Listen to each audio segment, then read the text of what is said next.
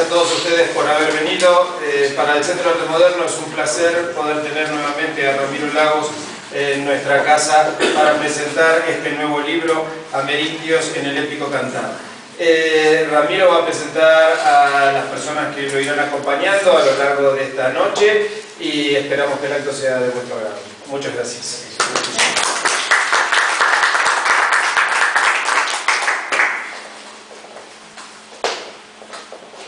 Pues, con mucho gusto presento al profesor Octavio Uña, un gran humanista, un gran poeta y muy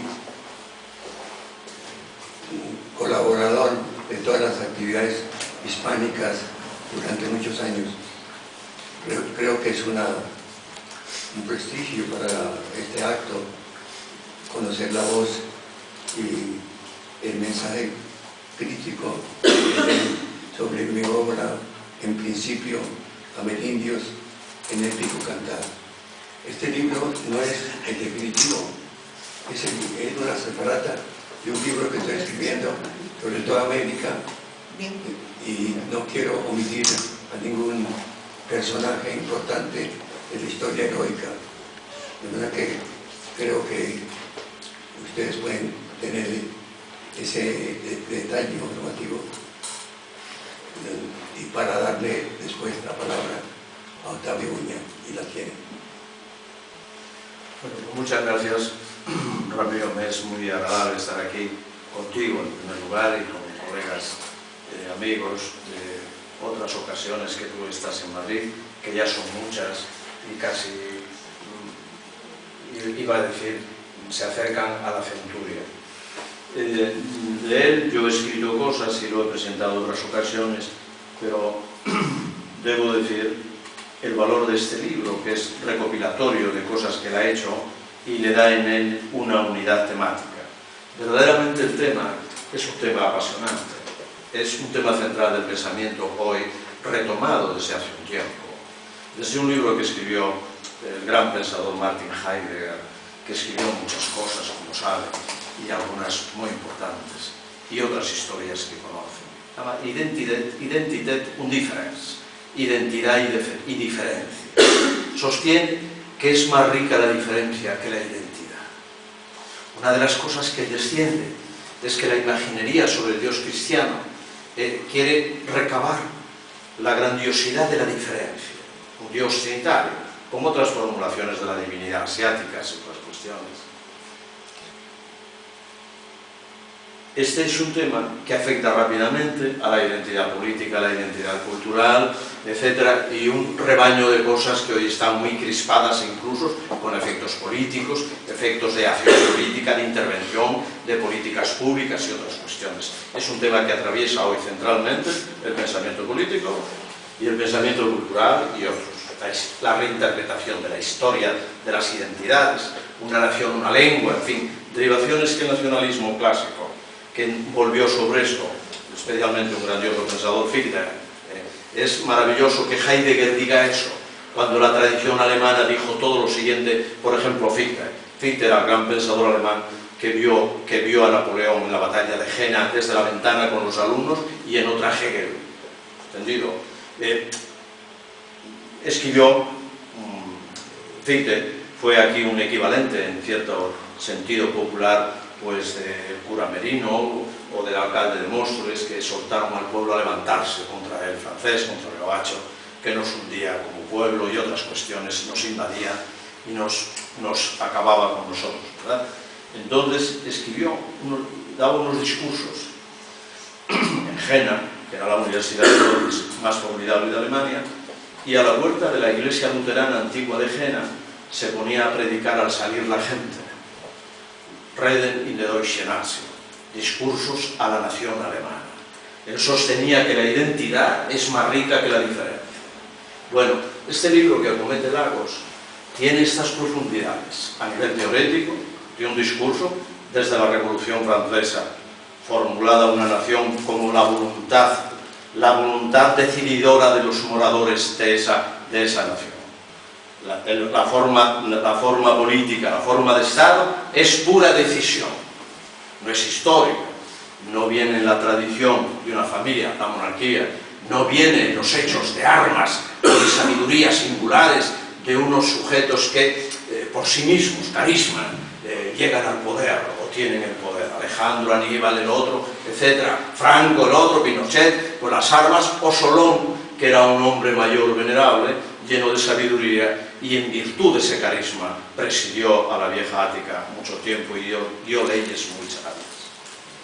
El tercero era la legitimación legal, la democracia, Max Weber. El Estado es hijo de las decisiones y de la voluntad, no solo de la tradición profunda identitaria. Bueno, cuando él acomete el tema ameríndio en este libro, que es un tema de largo trayecto histórico y en el que se han batido las espadas, unas terribles, reales, y otras, bueno, simbólicas, culturales, estas son muy importantes. Las batió Salamanca. Salamanca debatió problemas como estos. Si esos recién descubiertos nativos del otro lado del océano, de tierra firme y ultramar y tierra firme, tengan alma, sean criaturas de Dios y tengan alma. Esos amerindios, en esas obras que tú has estudiado en otros tratados que no quiero entrar en esto, la escuela de Salamanca, absolutamente asombrosa y maravillosa, frente a los teólogos del emperador y de otros, sostenían que eran criaturas, hijos de Dios, llamados a ser salvados porque planteaban: la redención de Jesucristo fue para esta tierra, para aquella no, porque aquello es algo nuevo y es otro continente y allí no hay salvación ni revelación para ellos. Estas preguntas, muy de ese tiempo, ¿saben? No de este, se plantearon en Salamanca. Y se plantearon algunas cuestiones de toda índole, económico, de extracción de minerales preciosos, y no de uno o dos acas, no, de muchísimos. Huancavelica es la mina que más ha sudado en el mundo, después de la mina de Río Tinto en España, desde las horas de Cartago y de los Fenicios, que sigue abierta todavía. Después, Huancavelica. Un historiador inglés, Hamilton, ha estudiado lo que España sacó allí. No era terrible solo lo que sacaba, sino cómo lo sacaba para llevarlo al mar, a las naves. Bien, el tema de la identidad que tú tocas aquí es un tema gravísimo, de tal manera que Felipe II, que era un hombre que tenía pues sus intimidades y sobre todo sus escrúpulos, etcétera, mandó un consultorio, un consultum a Fray Luis de León, grandioso pensador y profesor de Salamanca, además de un genial escritor, como saben, maestro del más grande pensador que tiene este país, Suárez, Francisco Suárez, gran jesuita, filósofo, estudió en su clase. Si era lícito sacar de aquellas tierras algunas cosas o productos, utilicitum sit, etc. Un famoso monitum que le pedía le solucionara esa cuestión. Y el monje contestó con inmensa sabiduría: ¿será justo cuando se lleve allí lo equivalente? La justicia conmutativa. Bien, problemas de identidad cultural, de razas, viejo discurso del siglo XVIII, etc.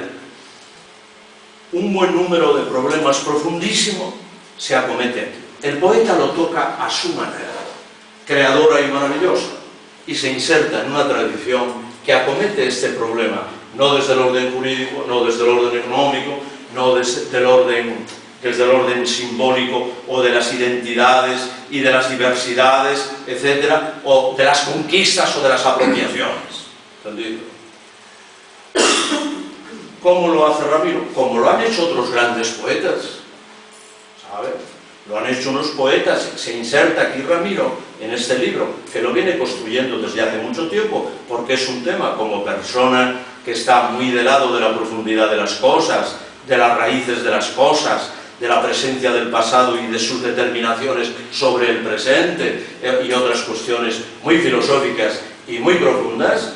Él lo toma en la tradición que lo han tomado los poetas, porque el poeta posee una licencia simbólica, metafórica, que no la tiene el filósofo ni nadie. Es el señor de la palabra, y la palabra desvencija la realidad, no solo la reproduce, es creadora, ¿verdad? Dijo y se hizo, ¿verdad? Poeta tiene su grandísimo lugar, y ese lugar lo obtuvo aquí Ercilla, que de algunas maneras u otras ya describe esos encuentros de la diversidad. Encuentros nada agradables, por supuesto. No le quitamos el hierro que tuvo la espada, y no solo fue la pluma, ¿entendido? No, no le quitamos ese hierro. Y los españoles, o al menos algunos, menos. Hoy está en ella el gran Ercilla, él lo cita, él sabe dónde trabaja, está Rubén maravillosamente, pues que tantos millones vamos a hablar en inglés y esas cosas que dijo Rubén tan solemne y maravillosamente.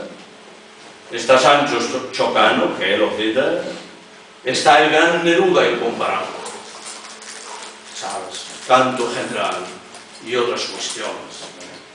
Incluso las odas elementales, que parece que canta a los pájaros de Chiloé o al azúcar o a la sal, la visión de Neruda y la majestad de los Andes y otras realidades que hacen de esa tierra un lugar único, de la raza cósmica, Vasconcelos, otros lugares que sabe Ramiro las conoce.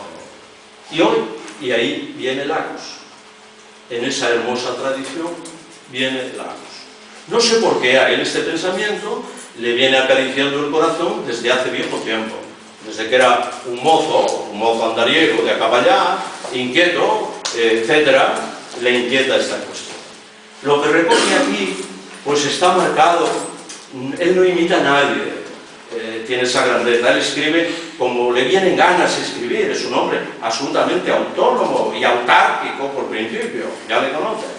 O han visto su temple, sois amigos, lo conocéis como yo o mejor que yo. ¿Qué canta aquí?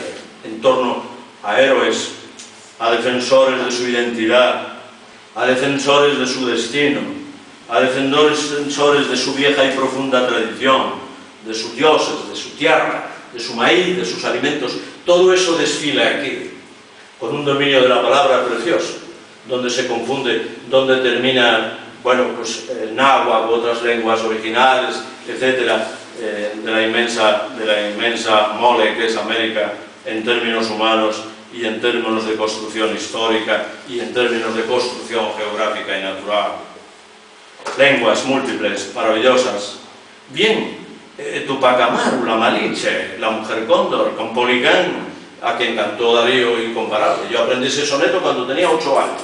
El maestro se lo supe de un tirón y me puso un pie. Andú, lo voy a ganar, etc. Y siempre a hombros del gran Campolicán.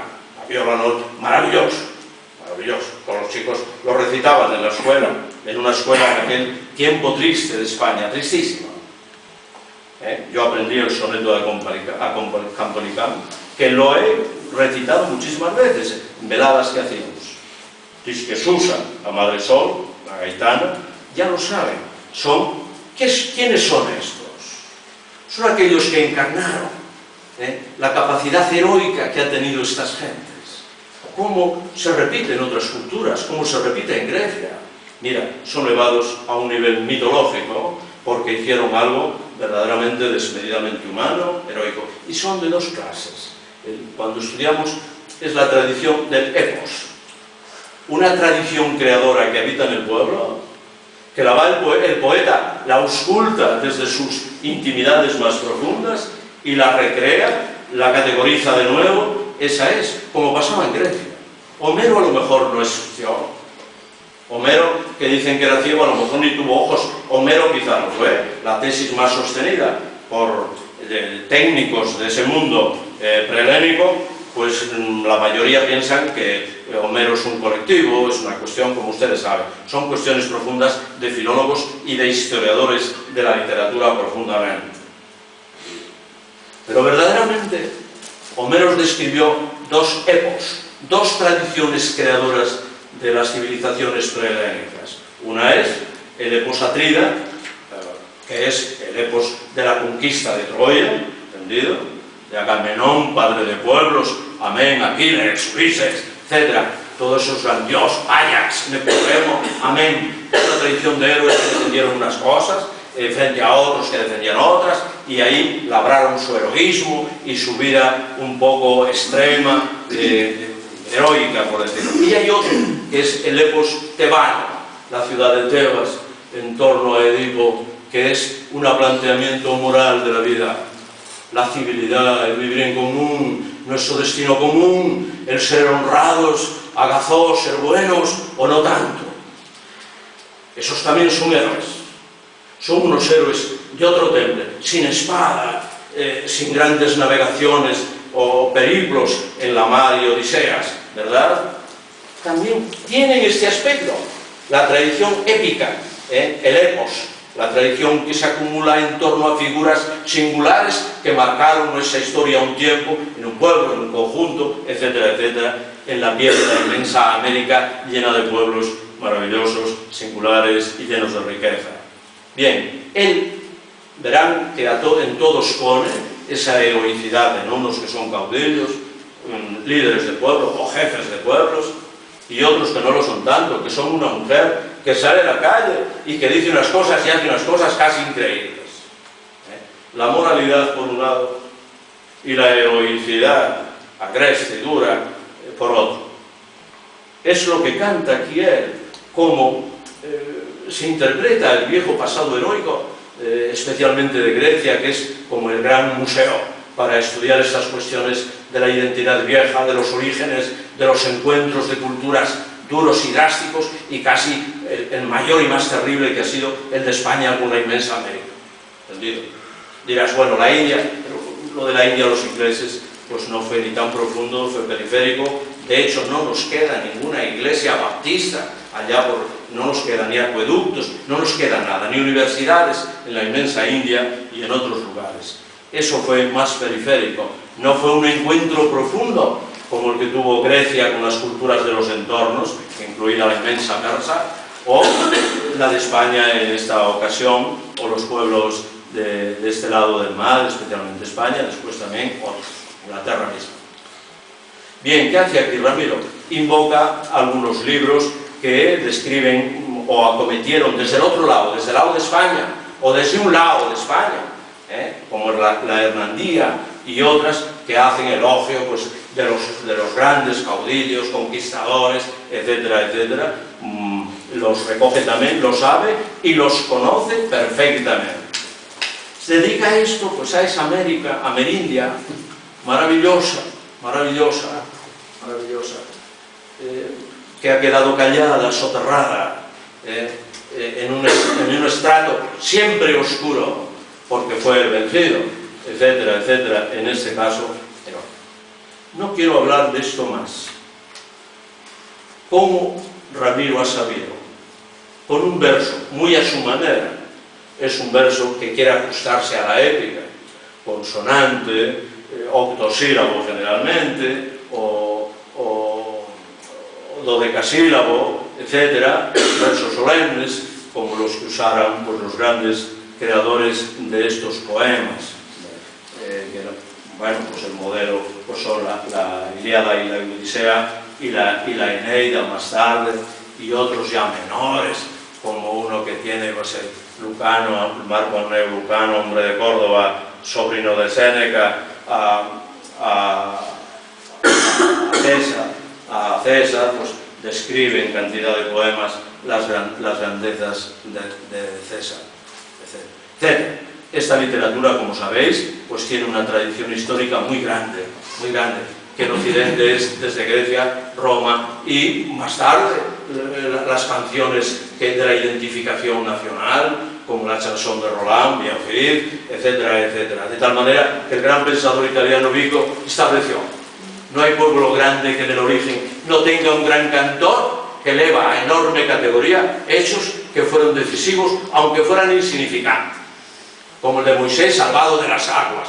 Bueno, pues que le sacaron de allí en el texto, si no el Nilo lo lleva. Bueno, pues nada más, pero eso es elevado a una categoría terrible para un pueblo, para su destino, para la aparición de un Dios salvador, solo de su pueblo, etcétera, etcétera. Estas cuestiones tan importantes se reproducen aquí de alguna manera, no son como bromas o cuentos que cuentan en las plazas alguna gente cansada de la vida, no. Y quiero decir otras cosas que leo, porque yo me he ocupado de este libro, tendría yo que decir muchísimas cosas.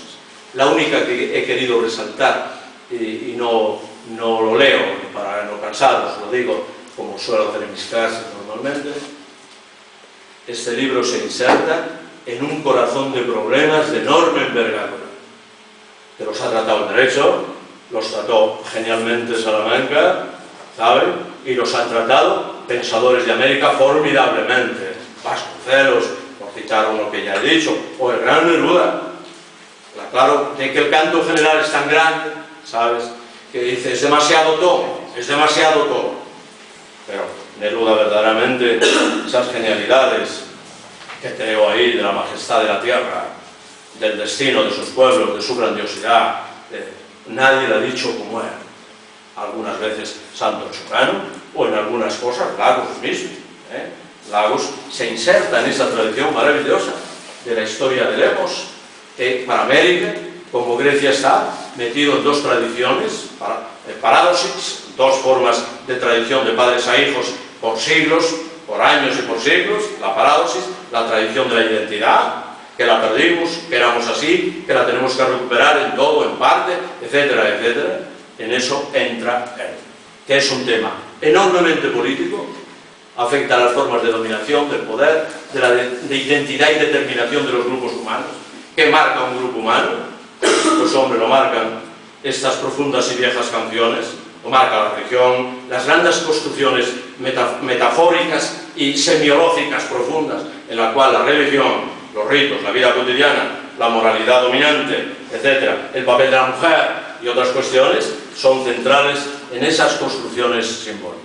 Bueno, digo unas cosas que repito, porque Lagos dice que se vaya y que no va a volver. Yo no lo creo, porque Lagos desafía a los aviones, al espacio, Lagos desafía, todo lo desafiado.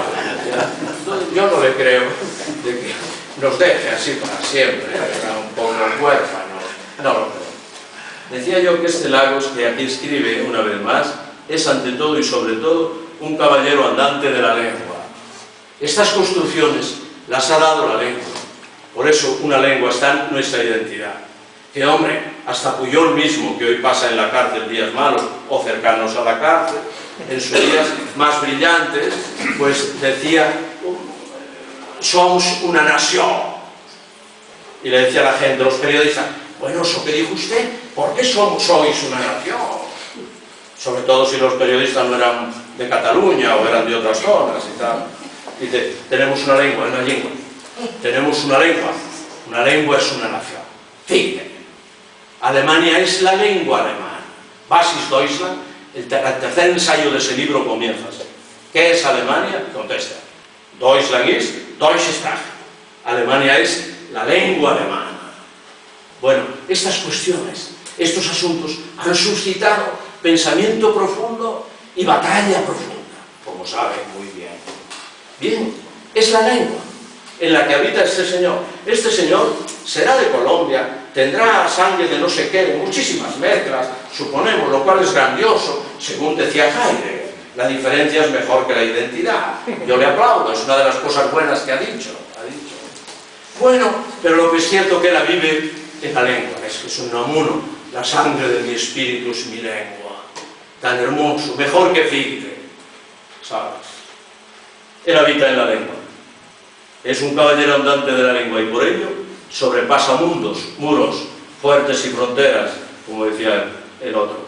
O dicho de otro modo, vive en varias tradiciones de la hermosa lengua de Castilla, incluso en la lengua castellana, de la cual es un artista, porque junta las variantes maravillosas que esta lengua ha podido albergar y generar en cada instante. La lengua castellana es un pozo de creación en cualquier esquina del mundo donde levante su cresta o su figura. Sobrepasa mundos, digo, la barroca y la creativa del Caribe y del altiplano colombianos, la Terza y Cheli de Madrid. Él está muy metido en eso, le gusta mucho ir a los barrios Chelis y tal, ¿dónde anda eso? A mí me preguntó eso un día. Dice, eso del Cheli, y yo le puse una comparación torpe, pues como Buenos Aires, ¿cómo se llama? Lunfardo y tal, y bueno, pues entró por ahí un poquito, así de broma, termino en un momento. Y oye, y el de Chamberí, estos quevedianos lugares, que él transita desde él va convencido siempre de aquella célebre proposición también de Heidegger, de que la lengua es la casa del ser. Somos propiamente lengua. Y si hoy no sabemos aprovechar que tenemos una lengua común maravillosa, que alberga la identidad y la inmensa diferencia, a los diccionarios alberga esta palabra y esto, pero en Argentina y tal. Claro, si haces idiota como yo, que la primera vez que fui a Argentina, pues al terminar y al dejarme a la puerta del hotel me despedían y dice, mañana venimos a buscarte a las 8. Y le dice, no vengan, que cojo un taxi. La risotada fue suprema. Yo no sabía eso. Esta lengua es inmensa en su diversidad. Es un caso verdaderamente único. Solo comparable quizá con la koiné, la lengua posalejandrina que se establece en medio mundo, en todo el imperio aqueménida, en todas las islas, hasta Creta y hasta la Magna Grecia, que la domina todo el mundo mediterráneo profundo, hasta el indo, que tenía unas variantes inmensas, porque ya las tenía Grecia dentro. El jónico, el dórico y el corindio, los grandes creadores griegos, no escriben en la misma lengua o variantes de la lengua. Los poemas de Píndaro no tienen nada que ver con Sófocles ateniense, que editó todas sus estrategias y tragedias, como ustedes saben, se expusieron en la entrada de la Acrópolis en el teatro de Dionisio, del gran ateniense Sófocles. ¿Entendido? No tiene nada que ver. Y cuando tienes que traducir como yo desde muy joven, seguramente como él también en el seminario, pues va un abismo de uno a otro. Quiero decir otra cuestión. Que bueno, que este además es un profesor. Quiero decirle, el que habita en la lengua, habita donde va en las variedades de la lengua, como le pasa en Madrid. Yo creo que es por lo que viene aquí también, por ver la variedad, y ver la variedad de vinos, de jamón y de esto. Yo creo que le seduce la diferencia a este famoso profesor amigo nuestro. Y por eso anda aquí, anda por todas partes, y va a ver la ruta del Quijote, y lleva a ver el Prado, a Ávila, a Toledo. Yo algunas cosas de estas las he hecho hasta con él.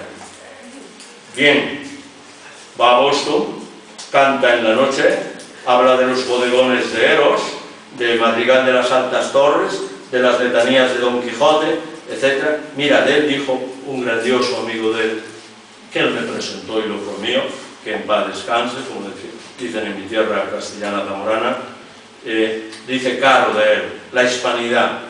Le seduce la hispanidad a este señor. Como a Vasconcelos, como a Enrique, como a tantos, como a Octavio Paz. Esta cuestión de no hay que quitarla del medio, se piense lo que se piense. No hay que quitarla del medio. Hay que ponerla en el corazón y discurrir sobre ella desde esos postulados de cierto hispanismo, de cierta hispanidad, están construidos, es la clave de estos poemas suyos tan particulares. La hispanidad que abarca no solo el mundo de los estudios de nuestra cultura, es la última acepción que le han dado a Hispánica, el Instituto de Cultura Hispánica. Bueno, no es la cultura, es más cosas, que la conllevan y cultivan con dignidad y orgullo, que precia de contar entre los hispanismos de tiempo completo al doctor Lagos. Su trayectoria parte desde hace 43 años, cuando en 1951 el poeta, cual caravera de retorno, tocó tierra española en Madrid, donde según sus propias palabras describió con ojos maravillados la monumentalidad de la cultura hispánica y la desbordante cordialidad del castizo madrileño. Bueno, porque él ha estado en estas cosas, ha asimilado estas cosas, es capaz de leer estos poemas. Porque ha asimilado también las variables profundas de la inmensa América. Claro, tú has estado donde has vivido, donde conoces, pero claro, vas a Guanajuato, te sientas y te pasan unas cosas terribles. A mí me pasó, yo he andado un poco México, 24 veces he ido a México más que tú, más que Colón.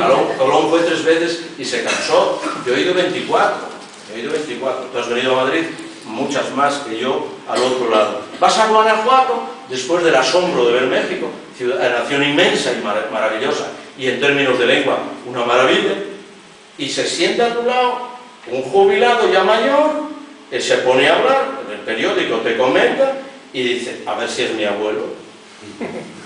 Le miro de reojo y digo, juraría que es mi abuelo.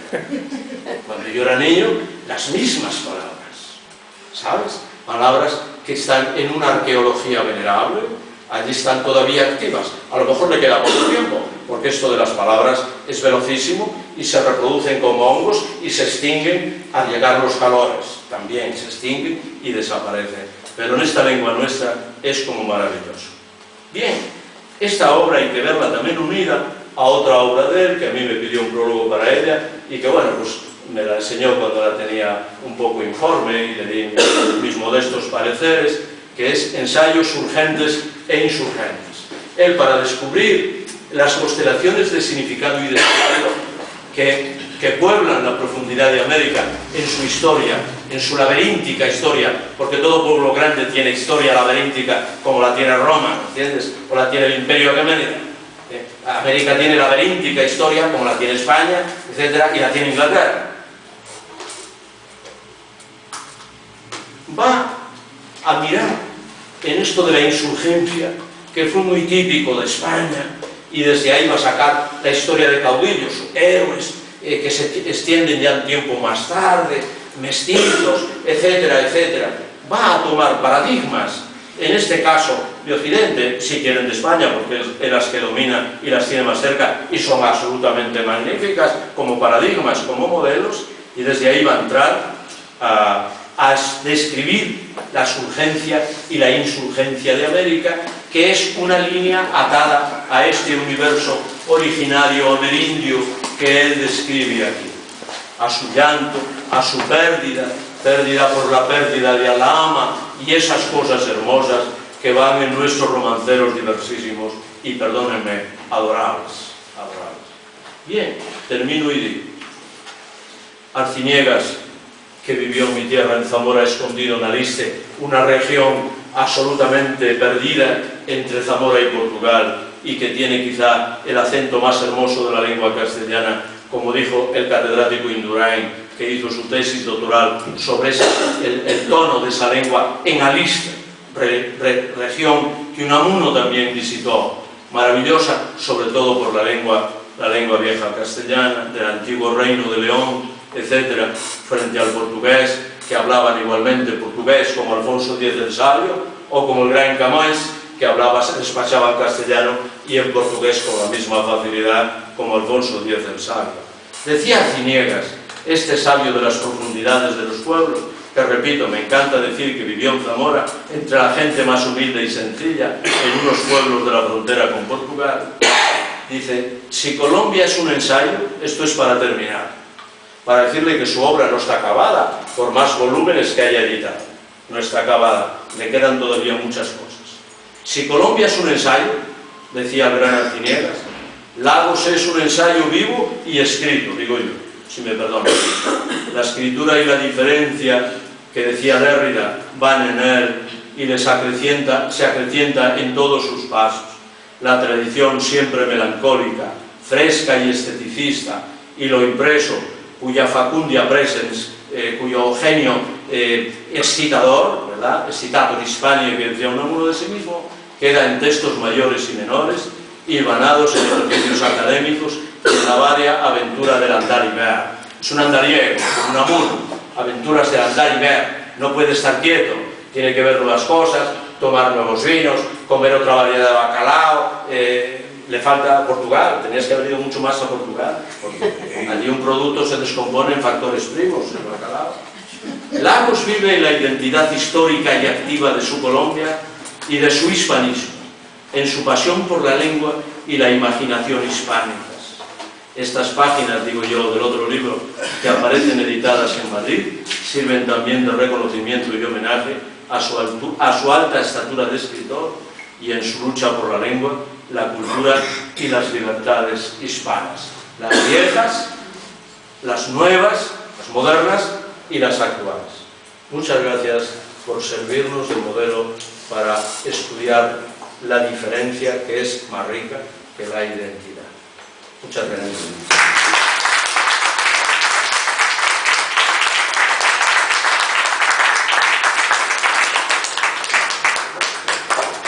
vamos a echar un poquito de agua, ¿no?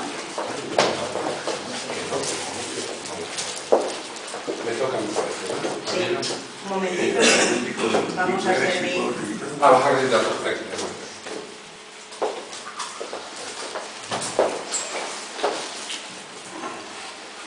Nosotros los amerindios presumimos que somos hijos del sol. El sol es una mujer. En la lengua alemana el sol es femenino. Y en mis poemas el sol también es femenino. Voy a ver, pidiéndole permiso a mis ojos y a mi voz, voy a ver si puedo recitar un soneto referente al tema "Oh Sol, oh Madre Sol".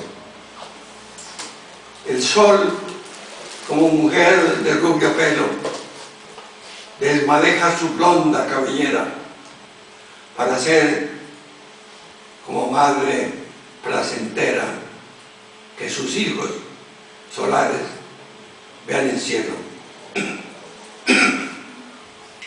Hijos del sol, corónase de estrellas bajo el amanecer con arrebores, y la madre solar crea otros soles en el cosmos del indio y deja huellas con fulgor amoroso, sin ocaso, y dando luz presiente en su regazo el palpitar de amor de sus luceros. Son los hijos del sol. Ella, la amada de los indios, la ven iluminada en su vida y en todos los senderos.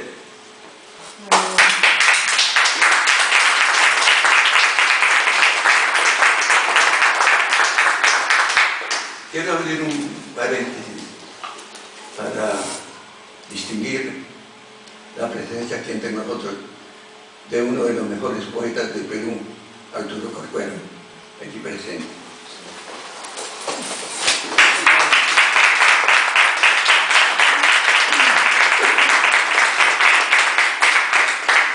Y ahora, continuando el programa, le cedo la palabra a Félix. Es un gran declamador y lector.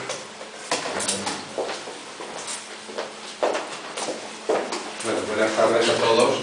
Yo estoy aquí en calidad de amigo de Ramiro Lagos. Como todos sabéis, es un viejo joven, porque para mí no es un hombre viejo, puesto que es un hombre que sigue en la brecha, sigue creando, sigue escribiendo magníficamente. Y lo que pasa es que tiene esta cosa de que me llama por teléfono hace 4 días y me da 4 versos, que son los más difíciles de todos sus libros, para que yo se los recite. No puedo recitar, Ramiro, de forma epopélica como tú pretendes estos cuatro poemas, porque eso requiere tiempo, requiere documentarse históricamente de las figuras de las que tú hablas, pero sí voy a intentar leerlo. Espero que si hay algún fallo, pues me perdonéis, porque acabo de tener estos poemas en mi mano hace 2 días, con lo cual voy a hacer lo que pueda hacer. Pero hay que ser alternativo. Sí, González, ya lo sabemos. Bueno, me dice que os lea también la apostilla. Dice: Caupolicán es el nombre del héroe colosal de los indios en regiones de Chile, colindantes con Argentina y habitada por mapuches, llamados también araucanos. Caupolicán es el caudillo central heroico de la Araucana, primera epopeya indoamericana cantada por el poeta español Alfonso de Ercilla, ferviente admirador de su raza de bronce, quien reivindica su lucha en épocas del primer colonialismo en que se usurpan sus tierras ancestrales. Rubén Darío se hace eco de su fama, siendo él el primer poeta modernista que contribuye a mitificar y a reivindicar a nuestros héroes indios. Y dice así: Caupolicán, titán indoamericano. Caupolicán, Caupolicán, macana de América, columna de granito, roble abriéndose al infinito, héroe de acción y resistencia urbana, titán de nervadura americana, gladiador colosal, soberbio mito, superhombre mapucho en liz de lito epopéyico en bronce, la Araucana. A prueba de martirio sin intriga, se hizo caudillo al levantar la viga contra el cruel invasor y sin empacho, fue el hito triunfal, el de su raza, si para jefe le sobró coraza, pudo ponerse el mundo por penacho.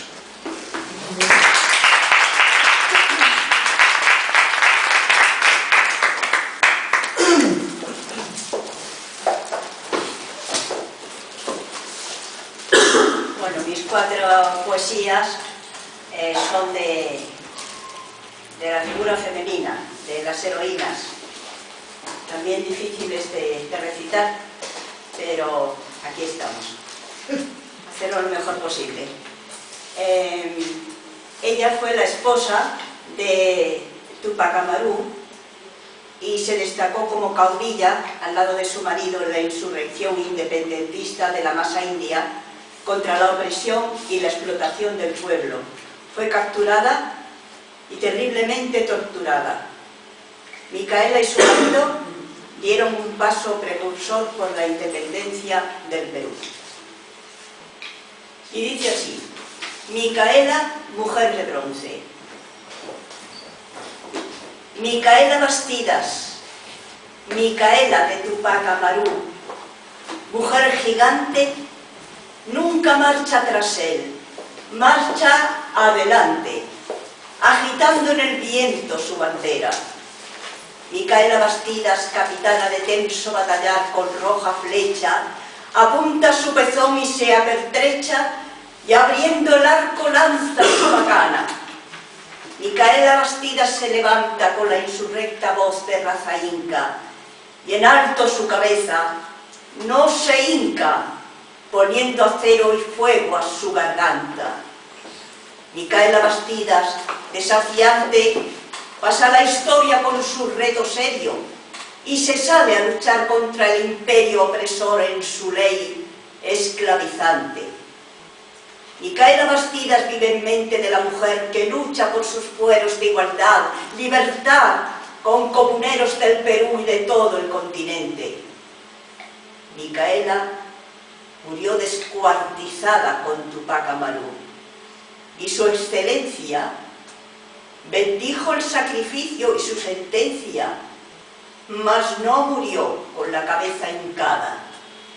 Micaela es la lucha y nunca muere por ser mujer de bronce, y da la talla reviviendo en su historia su batalla para que la injusticia nunca impere. Micaela fue mártir y fue santa en el martirologio del incano, y prendiendo el fervor americano se crece en la epopeya de la Mauta.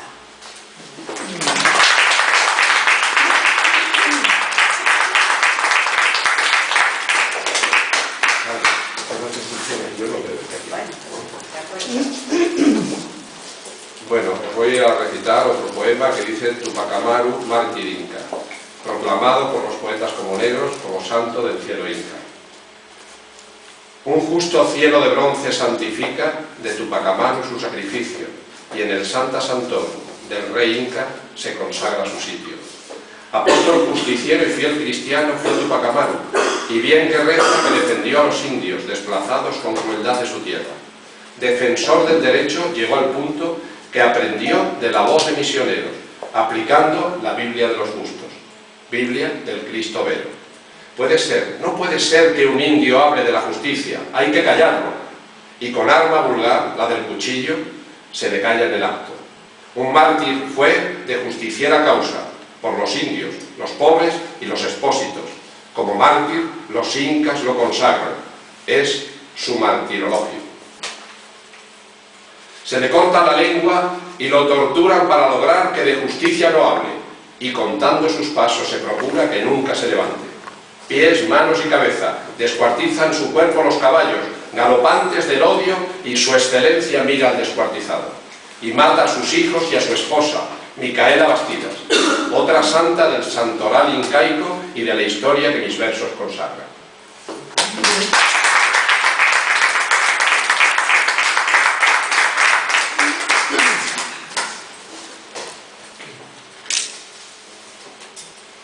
Ahora vamos a hablar o a recitar sobre la Malinche, también llamada Doña Marina, que es la primera mujer india del gran conquistador de México, Hernán Cortés, supuestamente conquistada al impulso del amor libre, habiendo tenido con ella un hijo ilegítimo, llamado Martín. La Malinche nació en un asentamiento indígena en lo que hoy es Veracruz en el año de 1502. Fue intérprete de Cortés y a la vez amante. Es una figura histórica controvertida por unos, pero vista por otros como Doña Marina, madre de la mexicanidad mestiza.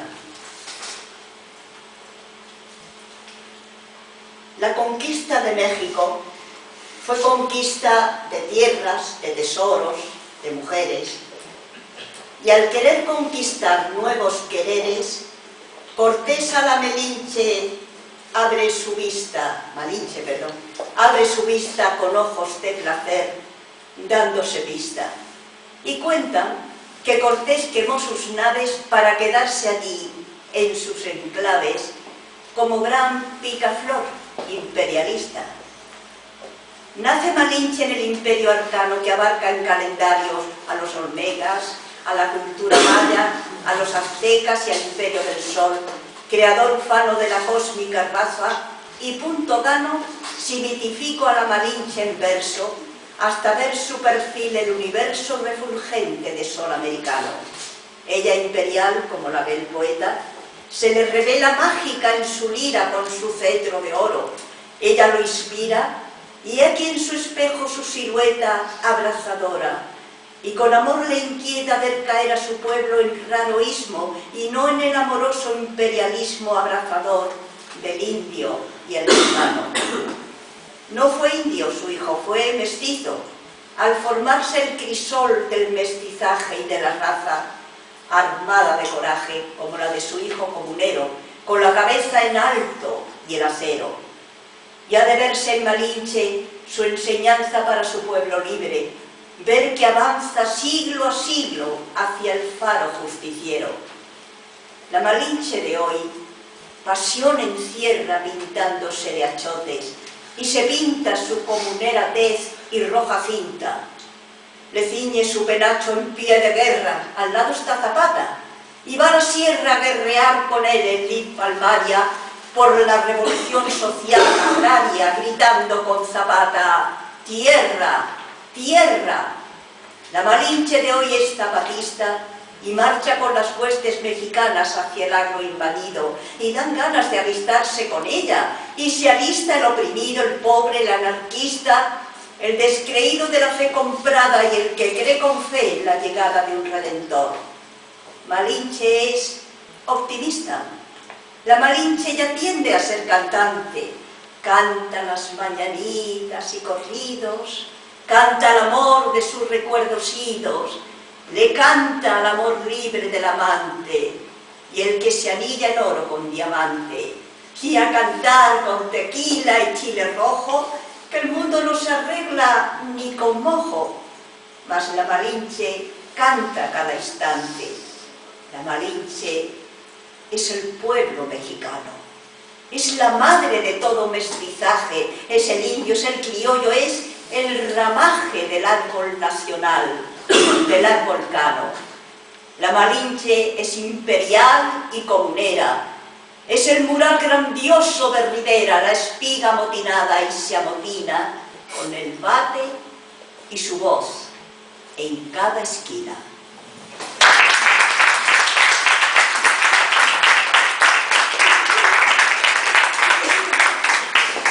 Bueno, de este otro leo primero la postilla que dice así. Según el escritor y crítico colombiano Héctor Orjuela, con la leyenda indígena de Yurupari se da un dato nuevo del origen de la literatura colombiana. Cabe anotarse que el doctor Orjuela es catedrático de la Universidad de California, es el primer académico investigador que reivindica al indo-colombiano a nivel mítico y heroico. Perfil de Yurupari. Bajo el frondoso sol de verdes rayos, la ceiba ante el jaguar es un gigante, lo es Yurupari, y que se cante el perfil de su mito retratado como deidad o fabuloso hado, como legislador de faz notoria, heroico en su lid, lor y gloria para Yurupari y su legado. Cual fabuloso ser de luz y fuego, fue emisario solar, y fue su cuna la cilíndrica plaza de la luna. y al ser cósmica voz desata el viento como huracán su detonante acento, y así Yurupari se manifiesta como Adalid, con la cabeza enhiesta, y su cósmica voz es la que siento. Nacido de una virgen de leyenda que se comió la fruta prohibida, Yurupari destaca en su vida por ser un héroe, pero no de aceros. Su cuerpo es musical, con agujeros de flauta fiel a bíblicos sonidos, para los ritos étnicos unidos, con pájaros de selva y con jilgueros. En su territorio abraza el largo río de Papúes, Guaviare, el Orinoco y el Amazonas que con selva evoco. Allí a Yurupari su grey lo aclama, como adalid heroico de fama con sus etnias en rito, los tesanos, los cubeos, los guananos, los cucanos, y entre tribus diversas se le aclama. Entre llanos y bosques amazónicos la voz del éreo legendario siento, y véase verde y amarillo el viento. Huracanado en flecos cual bandera de vieja guerrería de la era en que el indio se enfrenta trocha a trocha a la fauna voraz y a la tambocha de estructura selvática y guerrera. En torno al adalid se rinde culto y se celebran los solemnes ritos de tradición tribal, de antiguos mitos, y así Yurupari se da su tono de ser el conductor, el himno en tono para rendirle culto a su figura de gran legislador, siempre a la altura de sabio razonar, con él razono. Y a sus leyes acudo sin reserva, defendiendo del hombre sus derechos, con argumentos tensos, con pertrechos de su fiel patriarcado, y se cuestiona si por fin la mujer su voz entona, y hay que cantar el reto que ya empieza del matriarcado en lanzas de entereza, y así surge el perfil de la amazona. De igual a igual se arma la epopeya, con lanzas coloradas y macanas, con la flecha letal y cerbatanas contra el explotador de aquella tierra, de esclavizada explotación. Y aterra que se siga explotando aquellas zonas de héroes de ayer, de heroínas de ayer, las amazonas, con un Yurupari en pie de guerra. La explotación del indio y su vorágine llega a mi canto épico de acero, enfrentándose al vil encomendero de cruces negras y poder maldito. Si el reto de los indios fue proscrito, Yurupari resurge en esta gesta con mi canto insurgente de protesta para que se oiga el justiciero grito. Yurupari llegó a la poesía sin el estigma del pastor ladino de verlo con perfil luciferino, siendo su nombre bíblico, y lo anhelo para tañir campanas con revuelo en la indígena torre de su alma, viéndolo luego convertido en palma de alta luz hasta alcanzar el cielo.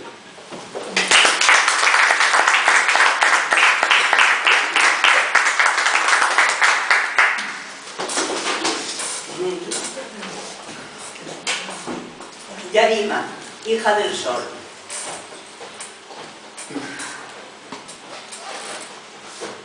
Hija del sol, Yarima esplendorosa, se destaca en el mito entre cantares.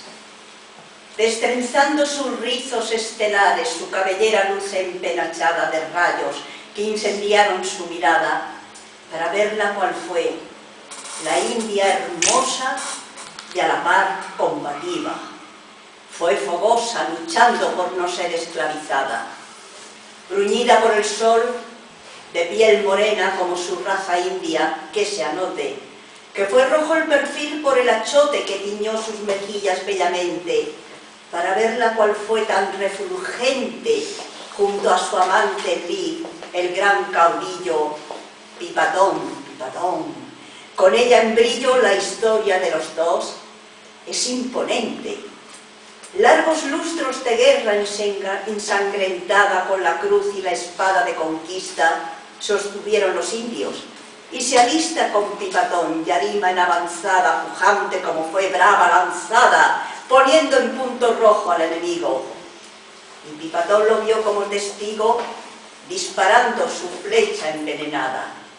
En mítica leyenda se decía que Pipatón volaba entalonado con sus alas de cóndor y ya alado soñaba con dramático desvelo raptar a las alturas de su cielo a su amada Yarima, y le da pista para escaparse sin que fuese vista de su cárcel de amor con red de celo. ¿Y qué pasó con ella? prisionera por el conquistador de su belleza, que por amor se escapa. Y así empieza el gran romance de la fantasía, celebrado con cumbias de alegría entre los yariquíes de Barranca, los de raza india que se enmarca bajo el arco racial de la ufanía.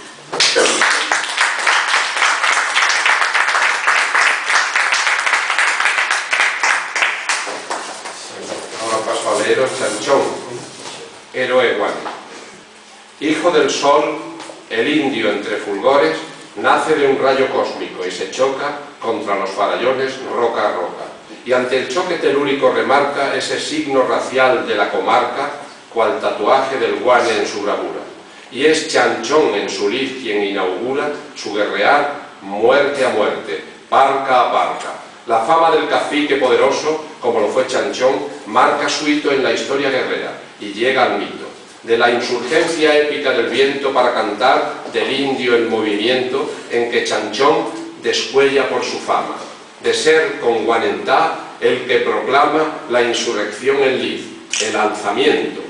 El eco de su fama y su bravura, el español le llega en su conquista, y es Galeano, el capitán realista, el que intenta engañarlo con su alianza. Mas hay duda en Chanchón y desconfianza con la malicia indígena que brota en sus ojos y luego se alborota y a guerrear se lanza. Se lanzó con sus tribus a la guerra contra centauros de caballería real, y entre las huestes se veía la rabia de los perros, la bravura del indio y del hispano en su armadura, y véase superior el armamento real, y así Chanchón, sin un lamento, estoico resiste la tortura. Torturado Chanchón aún persiste en mantener secretas conexiones, de cadena en cadena, con legiones de sublevadas tribus en contienda con el cruel español, y que se entienda que fue épico Chanchón como guerrero, y fue la libertad, cual comunero, la que brilló en los ojos de soles de su agenda, por defender al indio esclavizado a lo largo de tierras invadidas por los conquistadores genocidas. Chanchón vuelve a la carga y es cargante contra el real ejército gigante del español, que lucha con coraje. Y siendo los dos salvaje con salvaje, épica fue la lid, y así se cante. En desventaja el héroe sin caballos y sin perros rabiosos de conquista, hay 5000 indígenas en lista de aquel sitio de lucha en la quebrada, donde cae su pueblo en la emboscada, y allí muere el heroico gentío con Chanchón, transformado en rojo río, de empenachada con onda ensangrentada. Las 7 tribus de Chanchón, Chagüetes, Chalales, Tamares y Guatinos, Butaregas que pueblan caminos, Macareguas al par con elanchones, todas las 7 tribus, cual legiones, 4 batallas libran, y se canta la epopeya del indio y se agiganta bajo rojos y negros pabellones. La historia de Chanchón que se revive, en mi verso insurgente en lid de lucha, inspira un manifiesto, y quien lo escucha se amotina con él. Se manifiesta contra todo opresor y arma su gesta, la que Chanchón armó con su combate de histórico avanzar, y ahora el bate remarca su cantar con su protesta.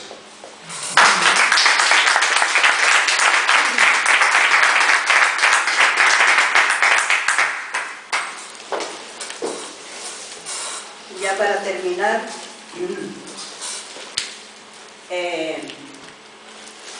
Rigoberta Menchú nació en Guatemala, es mundialmente famosa por haber recibido el Premio Nobel de la Paz en el año 1992. Vigorosa ha sido su voz por la prédica de la paz y la justicia para los indios de su país, después de haber sido quemado vivo su padre y torturados y asesinados su madre y hermano, y masacrados más de 1000 indígenas bajo las genocidas dictaduras militares de Guatemala. Su grito valiente y justiciero logró desenmascarar con nombres propios a los genocidas de su país, denunciándolos ante las cortes internacionales. Activista contundente, fue perseguida y encarcelada hasta que pudo exiliarse en México durante 11 años. Al volver a su patria, No cejó en su lucha en favor de los indígenas y de los pobres, no solo de Guatemala, sino de toda Indoamérica. Fue 2 veces candidata a la presidencia de Guatemala y recorre el mundo siempre abanderada de la lucha por los derechos humanos para los indios y los miserables de su país y de Indoamérica. Su voz es robusta, justiciera, cristiana y liberadora.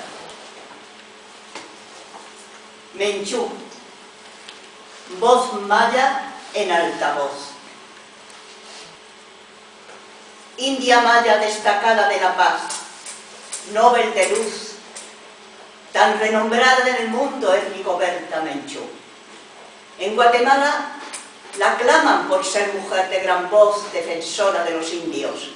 Es de las masas pregón, pregonera de justicia, lucha ella cual deber con la palabra encendida, llama roja en alta sien. Mujer de armas, las toma luchando en su juventud y se toma la palabra de la masa en multitud. Al masacrar a su madre y a su hermano y a los indios contra el terror oficial, se le enfrenta al terrorismo. Se le ve clamando al cielo por su pueblo, tan valiente que se enfrenta al genocida, el matón expresidente. Largos años en su lucha, largos años en su lid, defendiendo los derechos de su pueblo, y es clarín. Los indios de Guatemala que suplantados están con la Menchú se ven libres bajo el ala del Quetzal.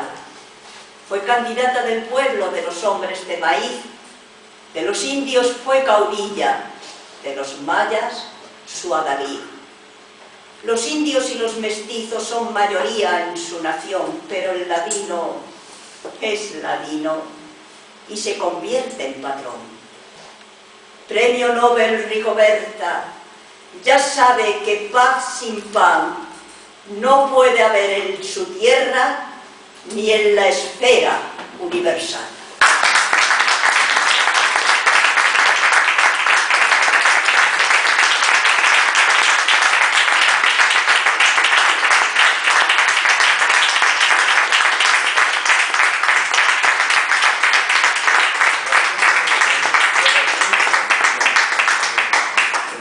Por su presencia y muy agradecido a Octavio por su gran discurso académico, humanístico, a Félix por su voz maravillosa y a Sari de una tradición magnífica como artista declamador. Es una artista de hace muchos años que comenzó en el año 53 a colaborar. Eso, exactamente. A colaborar en un homenaje a la poesía colombiana. Pues muchas gracias a todos.